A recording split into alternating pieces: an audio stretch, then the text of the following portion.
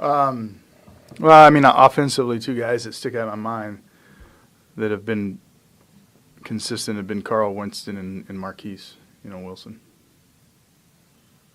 One of those was a real expected guy, Marquise.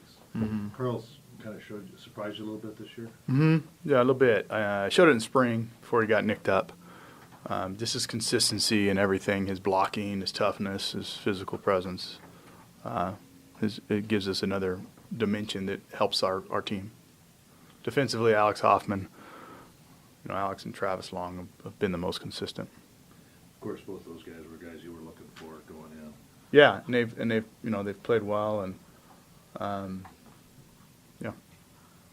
One other thing that might have surprised you, and I don't know if it did or not, but you lost a lot in your special teams, a lot of your specialists, Mm-hmm. and yet you're still the last touchdown against Stanford, notwithstanding, you Right. still have done a pretty good job, punt coverage, kicking field goals, doing Mm-hmm. snaps.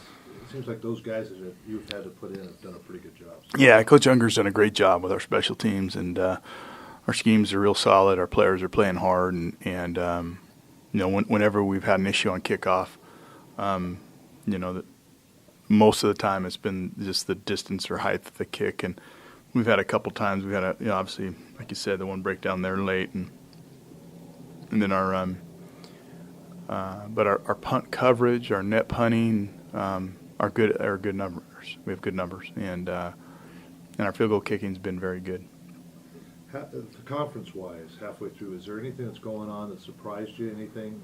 I mean, everybody knew Oregon and Stanford were going to be pretty damn good, and they are. Mm-hmm. Anything else going on that surprised you? I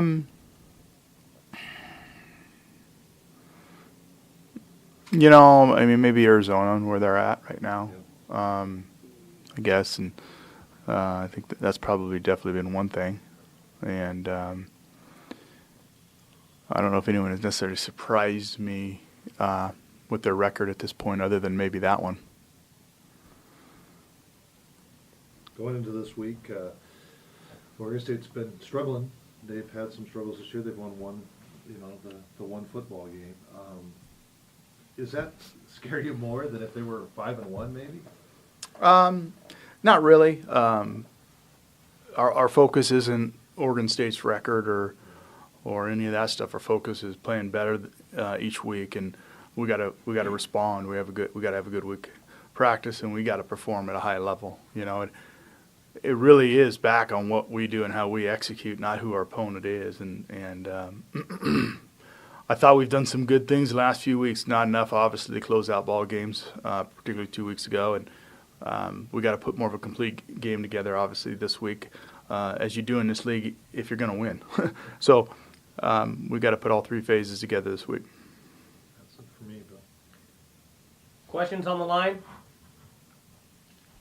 Paul, following up on the Arizona aspect of things, from a recruiting standpoint, does that help you at all when a coach is let go midway through the year and potentially frees up their commitments? Yeah, I mean, if we're gonna recruit some of those kids, or they have now shown interest in us, and that has been the case in that situation. And I don't know if they realize what an impact that does to the program. It's fine and dandy, that February. But where it shows up in that recruiting is going to be in their program in 2, 3, 4 years down the road, and they don't, that people don't understand that, and that's where it's going to hurt them.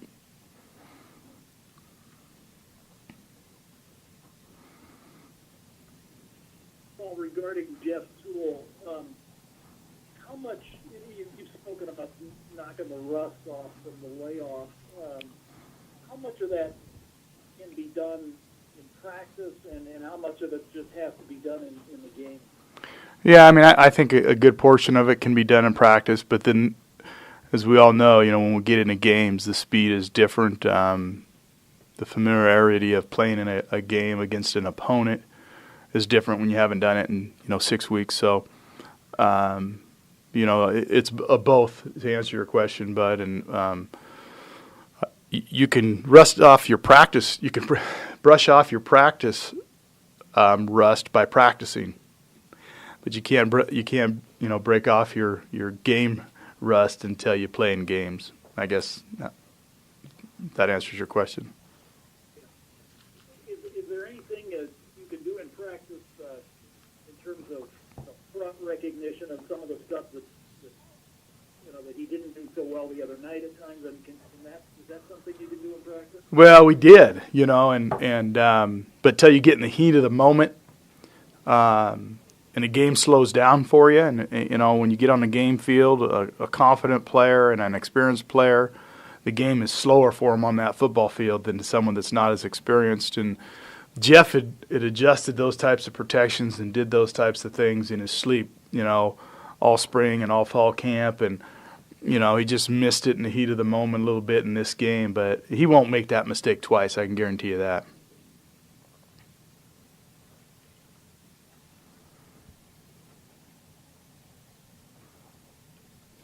Yeah, looking at the conversations that you've had with Jeff since the game, he's a competitor. He wants to do well. There was dropsies out there that you mentioned after the game. What have you seen from Jeff from Saturday night, looking forward now as we're into Tuesday now? He's just, he's hit Monday ready to work knowing he's going to play. Yeah. He didn't know before Stanford game until Wednesday.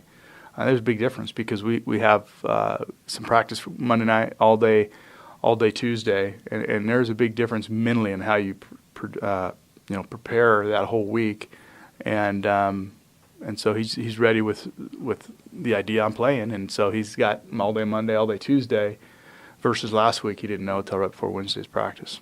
So mental preparation, you think, is going to make a difference? Well, big difference. Yeah, big difference. And then looking at Oregon State, it's been brought up there. They're not quite the same team that we've seen in years past. You saw a lot of the Rogers brothers. Now Jack Quiz is gone, and his older brother James, just not quite the same deal going on these days. What are you most looking out for as far as what that team does do well? Well, they can give you some different looks on defense. Their secondary is fairly athletic. They cover pretty well. Offensively, they throw the ball enough to make plays, and they got a couple really good weapons. Marcus Wheaton's one of the best receivers in this conference. Joe Halahouni can be a pass threat, particularly in the red zone, and they've got some experience still. They're just using a younger quarterback, a redshirt freshman, and but they, when you're throwing it 50 to 60 times a game, you're going to complete some balls, and you're going to move the ball too. Risk and reward with that, but what concerns me is they definitely have the ability to move the ball and they have the ability to score points. Talk about that freshman quarterback. What do you see out of him? I mean, he's a big, tall kid. He's 6'5". He's I know who he is. We've recruited him a little bit out of high school. Sean Mannion, and he's definitely got some potential, and stands in the pocket and can look over the line, and he sees things pretty good because of his height. So he can get the ball downfield vertically. He can hit the check downs because he can see right over the line of scrimmage. So there's some things he has that are intriguing. I could see for Oregon State. When you're looking at creating pressure on him, I mean, where do you think you're the most effective? Well, we got to be careful. I mean, we number one got to find ways to get there with just maybe a four-man rush. And we've got to mix things up with them too. We can't just let them see one thing all the time. And so we got to play our defense. We got to execute the things we want to do. And we can design any X's and O's, but none of them work if your players don't go execute. So it goes back to execution and executing the game plan. If we can do that at a high level, then we should do a good job. Looking back at last year with the success you had against Oregon State, do you bring that up this week? Do you talk about we had success down there? Very little, if at all. No, again, we're a different team, and they're a different team, and we got to play the hand that's dealt us right now with who we are. So we go and execute with our healthy guys, and we go play as they have to as well. So it could be a lot different from a year ago. And right now, again, I think we're focused on 2011 and this team. Well, it's brought up the 6 month or the 6 game, the halfway mark for MVPs at this point. What have you learned most about this team at the halfway mark? Yeah, that's a good question. I like where this team is at, where its culture is. I've been around championship, and I've coached championship football teams, program, and I don't like to just say a team in a year. And what I'm saying is the program, and looking at it internally, we have all the right things in terms of our work ethic now, our commitment, our understanding what it takes to do well. We may not do it all the time right yet, consistently, but the ingredients for rapid growth and long-term culture expectations within the program have definitely changed, and this group has changed that. And they're bound and determined to keep growing our program. And we're head and shoulders further along in our attitude and our culture and having a championship mentality of expectations than we've ever been. And that's what I appreciated through this first half of the year of how they've handled everything. And they're only going to get better because of it. My last question for you, and I'll shut up then. When you look at the fact that people are talking about Washington State and the program, as you mentioned, a little differently now, saying this is a much improved team from what you've seen in years past, what does that do for you to see that there is an acknowledgement of the work that you've been putting in, the work that these kids have been putting in? Yeah, I mean, it's good because it's been a lot of hard work to get to this point and how far we've had to come. We are nowhere where we want to be. I came here to win championships and to build a program that has that ability year in and year out. And we were going to do it the right way, and a lot of times the right way isn't doing the shortcuts. And so that's how we've tried to build this thing, and we are. We've taken a step in that direction. We still got a lot of football this year, and we've got some tough teams, but it'll be tested. But it's good to see the growth, but we're by no means where we're going to be and where we want to be. Thanks, Coach. Mm-hmm. Paul, with Halahouni again, you guys have struggled to cover tight ends the last couple of weeks. What kind of adjustments can you make there? Well, I mean, we just got to play good team defense. Depending on what the call is, we gotta be where we need to be. And if it's a man coverage situation, then we got to cover good man. If we're in zone, we got to be able to squeeze their zones and have an idea where the route combinations are coming from and what they're trying to get out of it. In last week's case, a little different style of offense than what we're going to see this week and how they use their tight ends. But they have big tight ends. Quarterback threw it on the money.